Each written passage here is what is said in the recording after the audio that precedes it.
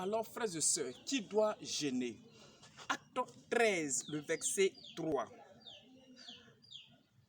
Pendant Acte 13, le verset 2, pendant qu'ils servaient le Seigneur dans leur ministère et qu'ils jeûnaient, le Saint-Esprit dit, mettez-moi à part Barnabas et Saul pour l'œuvre à laquelle je les ai appelés.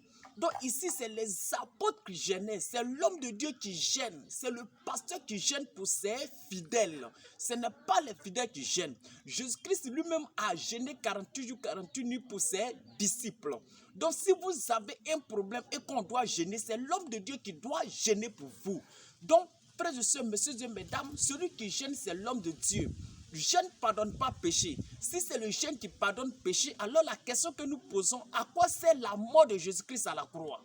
Parce que la Bible dit, c'est le sang de l'agneau qui a effacé nos péchés. Jeûne ne pardonne pas péché. On ne jeûne pas pour obtenir quoi que ce soit. Frères et sœurs, si tu es malade, quelqu'un te dit jeûne pour retrouver la guérison, il est en train de te tuer sans le savoir. Ne jeûne plus parce qu'il faut jeûner. C'est votre homme de Dieu qui doit jeûner à votre place et pas pour obtenir quoi que ce soit. C'est lorsque la personne est malade et il a un démon qu'on appelle épilepsie selon Matthieu 14, Matthieu 17, verset 14. C'est dans ce cas-là que l'homme de Dieu doit jeûner pour chasser ce démon. Donc, frères et sœurs, le jeûne, ne vous laissez pas troubler, tromper.